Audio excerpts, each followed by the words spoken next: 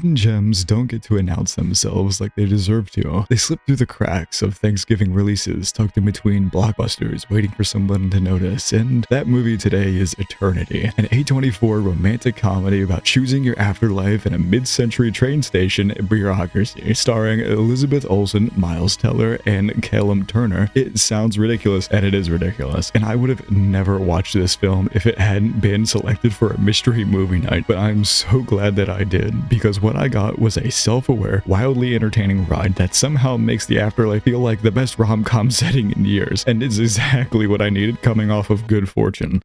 Before Eternity became the Thanksgiving counter-program surprise of 2025 for me, it was a blacklisted screenplay. Pat Cunnane's script landed on the prestigious 2022 Blacklist, the annual survey of Hollywood's best unproduced screenplays, immediately generating industry buzz. The analysts noted the concept was ambitious and, quote, elegant romantic fable, quote, centered on afterlife bureaucracy that required, quote, absolute totality of vision to even get it off the ground. Translation, this needed A24, and A24 delivered. The cast signed on in March 2024. Both Olsen and Teller took executive producer credits, signaling serious creative investment. Principal photography kicked off in May 24th in Vancouver and Dublin, wrapping just 6 weeks later on July 5th. For a high-concept fantasy rom-com with major stars, that's lightning quick. The director David Freyne, an Irish filmmaker known for the fucking cured of all movies to be writing a rom-com, co-wrote the final screenplay with Cunnane, bringing a grounded, tactical approach to the fantastical premise. The result? The Junction. Not pearly gates, not clouds, a busy mid-century train station where souls get exactly 7 days in a nice hotel before they get pushed down to the lower end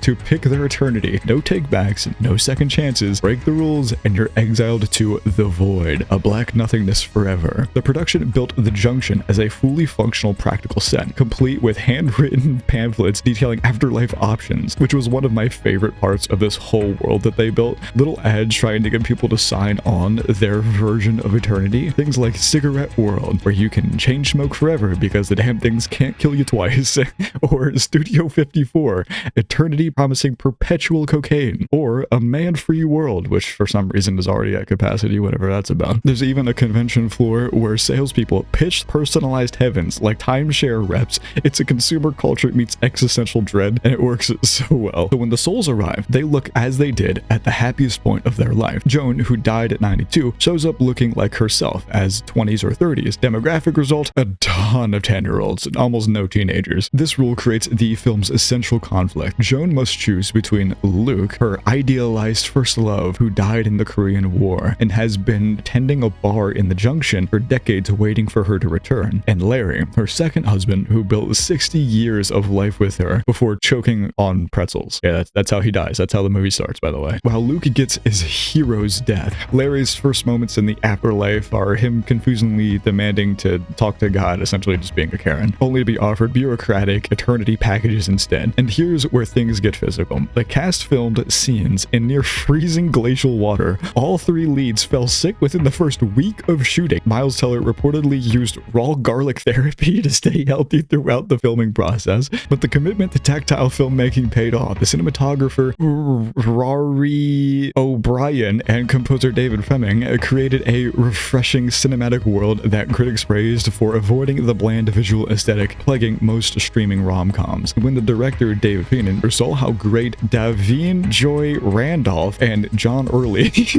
were as afterlife coordinators, he wrote entirely new scenes just for them mid-shooting because they were so fun to watch. And I'll get to why this movie's self-awareness is exactly what saves it from collapsing under its own absurdity in a second. But first, let's talk about what happens when you throw 3 A-list actors into freezing water and tell them to make a romantic triangle work in purgatory. Look, Miles Teller's performance as Larry is, let's just say it grows on you. The acting starts a little flat, honestly, what else would you expect from him? But by the time he's drunkenly bonding with his antagonist, might be one of my most favorite scenes in the film, and you're fully bought in, and you love his character for what it is. Elizabeth Olsen, though, her usual tight, rigid acting style accidentally perfectly works for playing a 92-year-old woman in a younger body. It almost looks like the stiffness helped sell this grandma energy, and I'm not even being sarcastic, it actually worked with her character. Callum Turner brings a underlying frustration to Luke that makes sense. He's been waiting for decades in the afterlife limbo, tending a bar are stuck in romantic stasis. The chemistry between him and Olsen in those early scenes actually works, and it actually makes sense, and it is honestly overshined by the chemistry that he then gets with the other guy when they get drunk in the bar, but that's aside the thing. It's shot well, it's directed great, it's edited so well you don't even care. You're just laughing with the stupidity unfolding on screen. The world building is interesting enough to keep you engaged. The film is smart. It hints at the mechanics without trying to make everything make sense. Genuinely, the world, if you try to think about it, it has so many cool vectors and ideas that could genuinely work so well, but it just hints at them and it moves on. It doesn't try to make sense of it because it knows as soon as you try to take itself seriously, you're going to lose everything that's building up into that point, and it plays it so well. They don't take themselves seriously, and it tells you that, you know what, neither should I be taking this too seriously, and I'm just going to have fun with it. Everything from the directing to the music to editing screams, hey, look, we know none of this matters. They're already dead. There's no time pressure,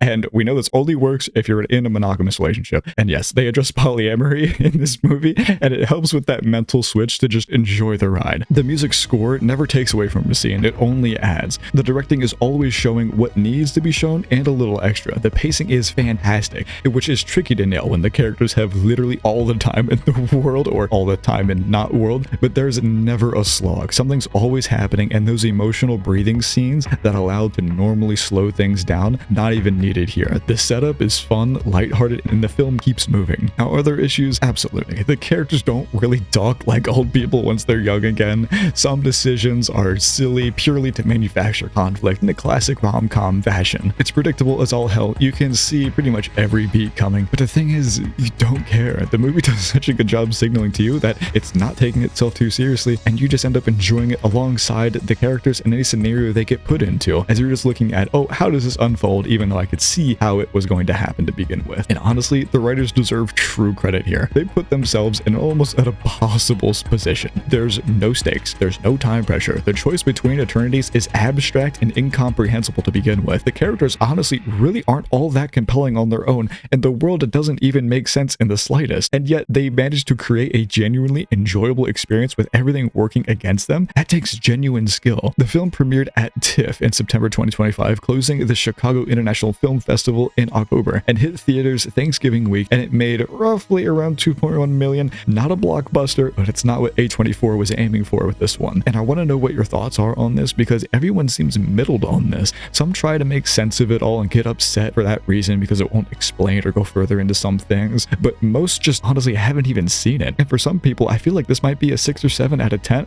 Don't even. For me, it's a solid 9 out of 10. A great time with some silly choices that probably had better workarounds and characters that don't quite match their pre-death selves, but outside of that, it's a blast. It's self-aware, well-paced, beautifully shot, exactly the kind of mid-budget, star-driven original story that I needed at that point. What is a movie or TV show that you would like me to watch next? Let me know in the comments, and go ahead and check out this video YouTube thinks you might like.